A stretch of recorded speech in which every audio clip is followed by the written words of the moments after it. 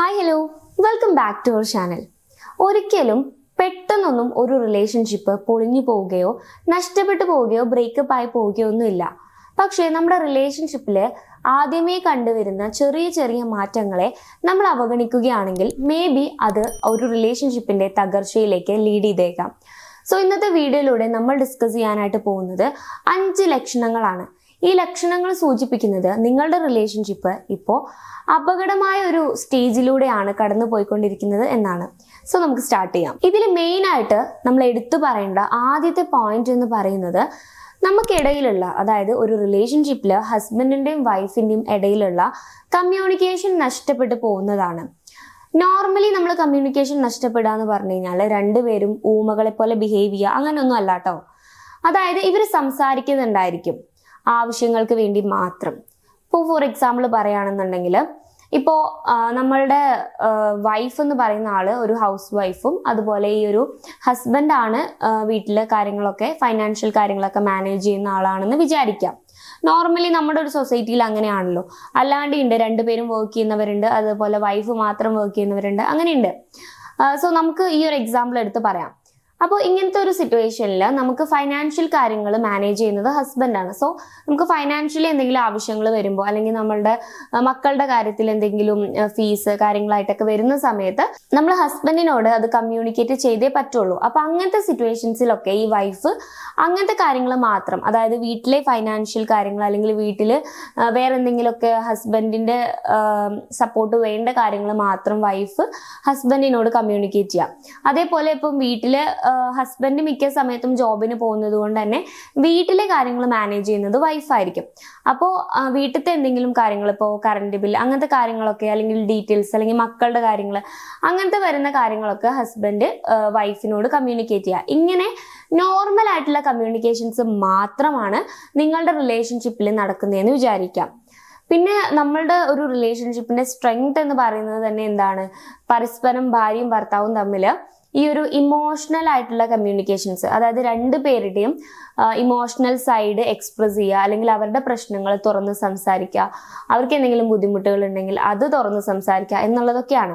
അപ്പൊ ഇത്തരത്തിലുള്ള കോൺവെർസേഷൻസ് ഒക്കെ പതിയെ നിങ്ങളുടെ റിലേഷൻഷിപ്പിൽ നിന്നും ഡിസപ്പിയർ ആയി പോയിട്ടുണ്ടോ അല്ലെങ്കിൽ മാഞ്ഞു പോയിട്ടുണ്ടോ എന്നുള്ളത് നിങ്ങളൊന്ന് ശ്രദ്ധിക്കുക. ഇപ്പൊ നിങ്ങളുടെ റിലേഷൻഷിപ്പിലുള്ള കോൺവെർസേഷൻസ് ഏത് രീതിയിലാണ്? ഇപ്പോൾ നോർമലി രണ്ടാളുകൾ സംസാരിക്കുന്ന പോലെയാണോ, അതോ ഒരു ഹസ്ബൻഡ് ആൻഡ് വൈഫ് എന്നുള്ള രീതിയിൽ തന്നെയാണോ എന്നുള്ളത് ഒന്ന് കൺഫേം ചെയ്യുക. ഇൻ കേസ് ഞാൻ നേരത്തെ പറഞ്ഞ പോലെ ഇങ്ങനെ ആവശ്യങ്ങൾക്ക് വേണ്ടി മാത്രമാണ് നിങ്ങൾ സംസാരിക്കുന്നത്, അല്ലാതെ നിങ്ങൾ തമ്മിൽ ഒരു ഇന്റിമേറ്റ് ആയിട്ടുള്ള സംസാരമോ അല്ലെങ്കിൽ നിങ്ങളുടെ ഇമോഷൻസ് പങ്കുവെക്കുന്നതോ ആ രീതിയിലുള്ള സംസാരങ്ങളൊന്നും നിങ്ങളുടെ റിലേഷൻഷിപ്പിൽ ഇല്ലെങ്കിൽ നിങ്ങളത് സൂക്ഷിക്കേണ്ട ഒരു കാര്യം തന്നെയാണ്. ഇനി രണ്ടാമത്തെ കാര്യം, ചെറിയ കാര്യങ്ങളിൽ പോലും വലിയ വലിയ പ്രോബ്ലംസ് അല്ലെങ്കിൽ വലിയ വലിയ വഴക്കുകളായിട്ട് മാറുന്നു. ഇതിന്റെ ഒരു മെയിൻ റീസൺ അല്ലെങ്കിൽ ഇത് മൂലവും നമ്മൾ ഫസ്റ്റ് പറഞ്ഞ ഈ ഒരു കമ്മ്യൂണിക്കേഷൻ ഇല്ലായ്മ ആ ഒരു സ്റ്റേജിലേക്ക് എത്തിപ്പെടാറുണ്ട് പലരും. എങ്ങനെയാണെന്ന് പറഞ്ഞു തരാം. അതായത് ഇപ്പോൾ നമ്മൾ ഒരു ഹസ്ബൻഡും വൈഫും തമ്മിൽ എപ്പോഴും വഴക്കാണ്, അവർ തമ്മിൽ എപ്പോഴും അടിയാ, എന്ത് സംസാരിച്ചു കഴിഞ്ഞാലും പ്രശ്നങ്ങളാണെന്ന് വിചാരിക്കുക. ഈ ഒരു രീതിയിൽ ആ ഒരു പ്രശ്നത്തിന് കറക്റ്റ് ആയിട്ടുള്ള ഒരു സൊല്യൂഷൻ ഉണ്ടാക്കാതെ നിങ്ങൾ മുന്നോട്ട് പോവുകയാണെങ്കിൽ ഉറപ്പായിട്ടും അത് ഞാൻ ഈ പറഞ്ഞ പോലെ തന്നെ ഒരു കമ്മ്യൂണിക്കേഷൻ കുറവ് അല്ലെങ്കിൽ ആ ഒരു കമ്മ്യൂണിക്കേഷൻ ഗ്യാപ്പിലേക്ക് ലീഡ് ചെയ്യുന്ന ഒരു കാര്യമാണ്.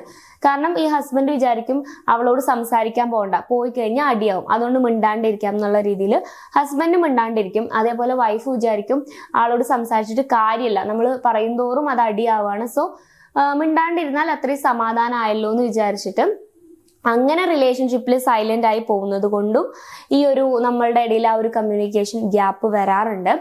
അപ്പോൾ അതിനെ ലീഡ് ചെയ്യുന്ന ഒരു പോയിന്റ് ആണ് ഈ രണ്ടാമത്തെ പോയിന്റ്. അതായത് നിങ്ങൾ ചെറിയ ചെറിയ പ്രശ്നങ്ങൾക്ക് പോലും വഴക്കുണ്ടാക്കുന്നത്. ശരിക്ക് ഒരു റിലേഷൻഷിപ്പിലെ ഈ വഴക്ക് എന്ന് പറയുന്നത് വളരെ കോമൺ ആയിട്ടുള്ള ഒരു കാര്യമാണ്. ഇതിനെ നമ്മൾ ഡീൽ ചെയ്യേണ്ടത് എങ്ങനെയാണ്? രണ്ടുപേരും പരസ്പരം ഇരുന്ന് സംസാരിച്ച് രണ്ടുപേരുടെ സൈഡിലും പ്രശ്നങ്ങൾ ഉണ്ടാവും, അത് അങ്ങോട്ടും ഇങ്ങോട്ടും അണ്ടർസ്റ്റാൻഡ് ചെയ്ത് അങ്ങനെയാണ് അതിന് സൊല്യൂഷൻ കണ്ടുപിടിക്കേണ്ടത്.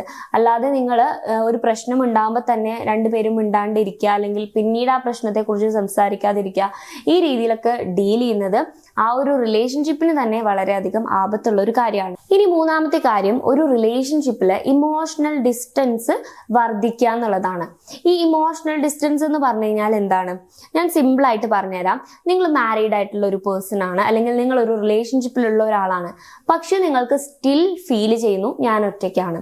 ഇപ്പോൾ ഈ മാരീഡ് ലൈഫ് എന്ന് പറയുന്നത് ബാക്കിയുള്ള റിലേഷൻഷിപ്പുകളെ പോലെയല്ല. ഇപ്പൊ നമ്മുടെ പാരൻസും നമ്മളും തമ്മിലുള്ള റിലേഷൻഷിപ്പ്, അല്ലെങ്കിൽ നമ്മളും നമ്മുടെ മക്കളും തമ്മിലുള്ള റിലേഷൻഷിപ്പ്, ഇതൊക്കെ ഒരു ടെമ്പററി റിലേഷൻഷിപ്പ് ആണെന്ന് വേണമെങ്കിൽ നമുക്ക് പറയാം.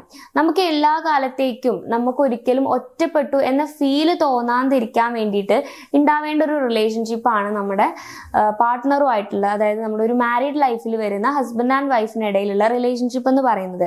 കാരണം അവരെ അല്ലാതെ ബാക്കി നമുക്ക് ചുറ്റുമുള്ള ആരെയും നമുക്ക് പെർമനന്റ് ആയിട്ട് നമ്മുടെ ലൈഫിൽ എന്നും നമ്മുടെ കൂടെ ഉണ്ടാവണം എന്ന് ആഗ്രഹിക്കാനുള്ള അവകാശം നമുക്കില്ല എന്നുള്ളതാണ്. സോ അതുകൊണ്ട് തന്നെ നിങ്ങൾ മനസ്സിലാക്കേണ്ട ഒരു കാര്യം, നമ്മുടെ ഹസ്ബൻഡ് ആൻഡ് വൈഫിനിടയിൽ വരുന്ന ആ ഒരു ഇമോഷണൽ ഗ്യാപ്പ്, ആ ഒരു ഇമോഷണൽ ഡിസ്റ്റൻസ് നമുക്ക് ഫീൽ ചെയ്യുന്നത് ഇങ്ങനെയാണ്. നമ്മൾ ഓൾറെഡി ഒരു റിലേഷൻഷിപ്പിലാണെങ്കിലും അല്ലെങ്കിൽ മാരീഡ് ലൈഫിലാണെങ്കിലും നമ്മൾ സ്റ്റിൽ ഒറ്റയ്ക്കാണ് എന്നൊരു ഫീല് നമുക്ക് തോന്നുക. ഇതിനെയാണ് നമുക്ക് രണ്ടുപേർക്കും ഇടയിൽ ഇമോഷണൽ ഡിസ്റ്റൻസ് ഉണ്ടെന്ന് നമുക്ക് കണ്ടുപിടിക്കാൻ സാധിക്കുന്ന ഏറ്റവും വലിയ ഉദാഹരണം. അപ്പൊ അങ്ങനെ നിങ്ങൾക്ക് തോന്നുകയാണെങ്കിൽ അതിൻ്റെ അർത്ഥം ആ ഒരു പേഴ്സൺ അല്ലെങ്കിൽ നിങ്ങൾ അയാളുമായിട്ട് ഒരു ഇമോഷണൽ കണക്ഷൻ ഇപ്പോൾ കീപ്പ് ചെയ്യുന്നില്ല എന്നുള്ളത് തന്നെയാണ്. സോ അത് മേ ബി നിങ്ങൾക്കിടയിലുള്ള പ്രശ്നങ്ങൾ കൊണ്ടാവാം, ഞാൻ നേരത്തെ പറഞ്ഞ പോലത്തെ കമ്മ്യൂണിക്കേഷൻ ഇഷ്യൂസ് കൊണ്ടാവാം, എന്തുകൊണ്ടുമാവാം. നിങ്ങൾക്ക് ഓൾറെഡി ഇപ്പോൾ മേ ബി ആ ഒരു പേഴ്സൺ നിങ്ങൾ ലോങ് ഡിസ്റ്റൻസിലുള്ള ആൾക്കാരൊന്നും ആയിക്കൊള്ളണമെന്നില്ല. നിങ്ങളുടെ അടുത്ത് തന്നെയുള്ള, എന്നും ഡെയിലി നിങ്ങൾ ഒരു മുറിയിൽ തന്നെ താമസിക്കുന്ന ആളുകളാണെങ്കിൽ പോലും ഇത്തരത്തിൽ നമ്മൾ ഒറ്റയ്ക്കാണ് എന്നൊരു ഫീല് പല ആളുകൾക്കും വരാറുണ്ട്. അപ്പൊ ഇത് എന്തുകൊണ്ടാണ്? നിങ്ങളും നിങ്ങളുടെ പാർട്ട്ണറും തമ്മിൽ ഇമോഷണൽ ഡിസ്റ്റൻസ് ഉള്ളത് കൊണ്ടാണ്. സോ ഈ ഒരു ഇമോഷണൽ ഡിസ്റ്റൻസും നിങ്ങളുടെ റിലേഷൻഷിപ്പിന്റെ തകർച്ചയിലേക്ക് നിങ്ങളെ നയിക്കും. ഇനി നാലാമത്തെ കാര്യം ട്രസ്റ്റ് ആണ്, വിശ്വാസം. ഈ ട്രസ്റ്റ് റിലേഷൻഷിപ്പിൽ എത്രമാത്രം ഇമ്പോർട്ടൻ്റ് ആണെന്നുള്ളത് നമുക്ക് എല്ലാവർക്കും അറിയാം. ഏതൊരു റിലേഷൻഷിപ്പിൻ്റെയും ഒരു എന്താ പറയുക, നട്ടെല്ല് എന്ന് വേണമെങ്കിൽ നമുക്ക് പറയാം ഈ ഒരു ട്രസ്റ്റിനെ. ഈ ട്രസ്റ്റ് ബ്രേക്ക് ആയി കഴിഞ്ഞാൽ അത് റിലേഷൻഷിപ്പിൽ വളരെയധികം ബുദ്ധിമുട്ടാണ്. സോ നിങ്ങൾക്ക് അങ്ങോട്ടും ഇങ്ങോട്ടും തമ്മിൽ ട്രസ്റ്റ് ഇല്ല, അല്ലെങ്കിൽ ട്രസ്റ്റ് ഇഷ്യൂസ് ഉണ്ടെങ്കിൽ ഉറപ്പായിട്ടും നിങ്ങളത് കമ്മ്യൂണിക്കേറ്റ് ചെയ്ത് സോൾവ് ചെയ്തിട്ടുണ്ടായിരിക്കണം. മേ ബി അതിന് തക്കതായിട്ടുള്ള കാരണങ്ങൾ ഉണ്ടായിട്ടുണ്ടാവാം. നിങ്ങളുടെ റിലേഷൻഷിപ്പിൽ തന്നെ സംഭവിച്ചിട്ടുള്ള എന്തെങ്കിലും റീസൺ കൊണ്ടായിരിക്കാം നിങ്ങൾക്ക് ആ ഒരു ട്രസ്റ്റ് ഇഷ്യൂ അല്ലെങ്കിൽ ആ ഒരു ട്രസ്റ്റ് ബ്രേക്ക് ആയിട്ടുണ്ടാവാം. അപ്പൊ നിങ്ങളുടെ പാർട്ട്ണറിനോട് ഓപ്പൺ ആയിട്ട് നിങ്ങൾ കമ്മ്യൂണിക്കേറ്റ് ചെയ്യണം, എനിക്ക് നിന്നോട് ട്രസ്റ്റ് ഇഷ്യൂസ് ഉണ്ട്, അല്ലെങ്കിൽ നിങ്ങളുടെ പാർട്ട്ണർക്ക് നിങ്ങളോട് ട്രസ്റ്റ് ഇഷ്യൂസ് ഉണ്ടെങ്കിൽ അത് സോൾവ് ചെയ്യാൻ നിങ്ങൾ കൂടി റെസ്പോൺസിബിൾ ആണ്. സോ ഉറപ്പായിട്ടും അങ്ങനെ ട്രസ്റ്റ് ഇഷ്യൂസ് നിങ്ങളുടെ റിലേഷൻഷിപ്പിൽ വരുന്ന സമയത്ത് തന്നെ ഒന്നുകിൽ നിങ്ങൾ രണ്ടുപേരും അങ്ങോട്ടും ഇങ്ങോട്ടും പറഞ്ഞ് അതിനെ സോൾവ് ചെയ്ത് മുന്നോട്ട് പോകാനായിട്ട് ശ്രമിക്കുക, ഇല്ലെങ്കിൽ ഒരു പ്രൊഫഷണൽ ഹെൽപ്പ് സീക്ക് ചെയ്യുക. ഒരിക്കലും നിങ്ങൾ അത് വെച്ചുകൊണ്ട് ഇങ്ങനെ വീണ്ടും ആ ഒരു റിലേഷൻഷിപ്പ് ഇങ്ങനെ തള്ളി നീക്കാതിരിക്കുക. ഇനി അഞ്ചാമത്തെ കാര്യം, ഈ കാര്യം നിങ്ങൾ വളരെയധികം ശ്രദ്ധിക്കണം. കാരണം നമ്മൾ റിലേഷൻഷിപ്പിൽ ഹോപ്പ്ലെസ് ആവുമ്പോഴാണ് ഈ ഒരു സൈൻ അവർ കാണിക്കുന്നത്. അതെന്താന്ന് വെച്ച് കഴിഞ്ഞാൽ, നമ്മൾ ഫ്യൂച്ചറിനെ കുറിച്ചിട്ട് നിങ്ങളിപ്പം നിങ്ങളുടെ വൈഫിനോടാണെങ്കിലും അല്ലെങ്കിൽ നിങ്ങളുടെ ഹസ്ബൻഡിനോടാണെങ്കിലും ഫ്യൂച്ചറിനെ കുറിച്ച് എന്തെങ്കിലുമൊക്കെ ഒരു കാര്യം അവർ സംസാരിക്കുന്ന സമയത്ത് നിങ്ങൾക്കിടയിൽ തന്നെ ആ ഒരു ഫ്യൂച്ചറിൽ നമ്മൾ ഇപ്പോൾ ഹസ്ബൻഡാണ് സംസാരിക്കുന്നതെന്നുണ്ടെങ്കിൽ ആ ഒരു ഫ്യൂച്ചറിൽ ഒരിക്കലും വൈഫ് ഉണ്ടാവില്ല. അതുപോലെ വൈഫ് സംസാരിക്കുകയെന്നുണ്ടെങ്കിൽ ആ ഫ്യൂച്ചറിൽ ഹസ്ബൻഡ് ഉണ്ടാവില്ല. ഇപ്പോൾ ഫോർ എക്സാമ്പിൾ പറയുകയാണെന്നുണ്ടെങ്കിൽ ഇപ്പം ഞാൻ എൻ്റെ ഫ്യൂച്ചറിനെ കുറിച്ച് സംസാരിക്കുമ്പോൾ ഈ രീതിയിൽ പറയാണ്, എനിക്ക് ഒരു വീട് വാങ്ങണം, അല്ലെങ്കിൽ എനിക്കൊരു ഇന്റർനാഷണൽ ട്രിപ്പ് പോകണം, എനിക്കൊരു കാറ് വാങ്ങിക്കണം, എനിക്ക് അവിടെ പോകണം ഇവിടെ പോകണം. ഈ രീതിയിൽ നമ്മൾ പാർട്ട്ണർ ഉള്ളപ്പോൾ ആണ് പറയുന്നതെന്നുണ്ടെങ്കിൽ അത് ആ ഒരു റിലേഷൻഷിപ്പിന്റെ ഒരു ബാഡ് ആയിട്ടുള്ള സൈഡ് തന്നെയാണ്. കാരണം നമ്മൾ എപ്പോഴും എങ്ങനെയാണ് ചിന്തിക്കുക, ഇപ്പൊ സോളോ ട്രിപ്പ് പോകാൻ ഇഷ്ടമുള്ള ആളുകൾ ഉണ്ടാവും, മാരീഡ് ആയിട്ടുള്ളവരൊക്കെ. പക്ഷെ എല്ലായ്പ്പോഴും നമ്മളുടെ ഫ്യൂച്ചറിൽ നിന്ന് ഒരിക്കലും നമ്മൾ നമ്മുടെ പാർട്ട്ണറിനെ ഒഴിവാക്കില്ല. അതിപ്പോ ഹസ്ബൻഡ് പറയുകയാണെന്നുണ്ടെങ്കിലും ഈ രീതിയിൽ തന്നെയാണ് കേട്ടോ. നമ്മൾ എപ്പോഴും നമ്മുടെ റിലേഷൻഷിപ്പിൽ സ്ട്രെങ്ത് ഉള്ള ആളുകളാണെങ്കിൽ, അല്ലെങ്കിൽ ആ ഒരു പാർട്ട്ണറിനെ അത്രമാത്രം സ്നേഹിക്കുന്ന ആളുകളാണെങ്കിൽ നമ്മളുടെ ഫ്യൂച്ചറിൽ എപ്പോഴും നമ്മുടെ പാർട്ട്ണർ ഉണ്ടാവും. ഞങ്ങൾക്ക് ഇതുപോലെ യാത്രകൾ ചെയ്യണം, അല്ലെങ്കിൽ ഞങ്ങൾക്ക് വീട് വാങ്ങണം, ഞങ്ങൾക്ക് ആ സ്ഥലത്ത് പോകണം, ഈ സ്ഥലത്ത് പോകണം, ഈ രീതിയിലായിരിക്കും ഒരു സ്ട്രോങ് റിലേഷൻഷിപ്പിലുള്ള ആളുകൾ ഫ്യൂച്ചറിനെ കുറിച്ച് സംസാരിക്കുന്നത്. സോ ഈ രീതിയിൽ നിങ്ങൾ ഫ്യൂച്ചറിനെ കുറിച്ച് സംസാരിക്കുന്നില്ലെങ്കിൽ, അല്ലെങ്കിൽ നിങ്ങൾ ഫ്യൂച്ചറിനെ കുറിച്ച് എപ്പോഴെങ്കിലും സംസാരിക്കുന്ന സമയത്ത് നിങ്ങളുടെ പാർട്ട്ണറിനെ ഇൻക്ലൂഡ് ചെയ്യാൻ നിങ്ങൾ മറക്കുന്നുണ്ടെങ്കിൽ, അല്ലെങ്കിൽ നിങ്ങളെ ഇൻക്ലൂഡ് ചെയ്യാൻ നിങ്ങളുടെ പാർട്ട്ണർ മറക്കുന്നുണ്ടെങ്കിൽ, അത് അർത്ഥമാക്കുന്നത് നിങ്ങളുടെ റിലേഷൻഷിപ്പ് വളരെയധികം അപകടം നിറഞ്ഞ ഒരു സിറ്റുവേഷനിലാണ് എന്നുള്ളത് തന്നെയാണ്.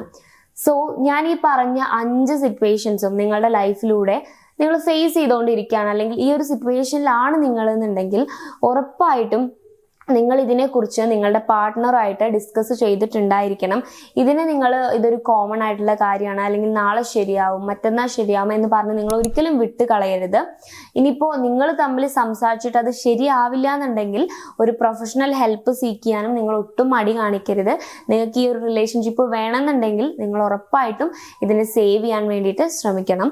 സോ ഈ ഒരു വീഡിയോ നിങ്ങൾക്ക് യൂസ്ഫുൾ ആണെന്ന് വിശ്വസിക്കുന്നു. നിങ്ങളുടെ ഒപ്പീനിയൻ എന്താണെന്നുള്ളത് ജസ്റ്റ് കമന്റ് ബോക്സിൽ കമന്റ് ചെയ്യുക. വീഡിയോ ഇഷ്ടമാണെങ്കിൽ ലൈക്ക് ചെയ്യുക, ചാനൽ സബ്സ്ക്രൈബ് ചെയ്യുക. കൗൺസിലിംഗ് റിലേറ്റഡ് ആയിട്ടുള്ള എന്തെങ്കിലും സർവീസുകൾ ആവശ്യമാണെങ്കിൽ സ്ക്രീനിൽ കാണുന്ന നമ്പറിൽ കോൺടാക്ട് ചെയ്യാവുന്നതാണ്. So it's me Rashna signing of.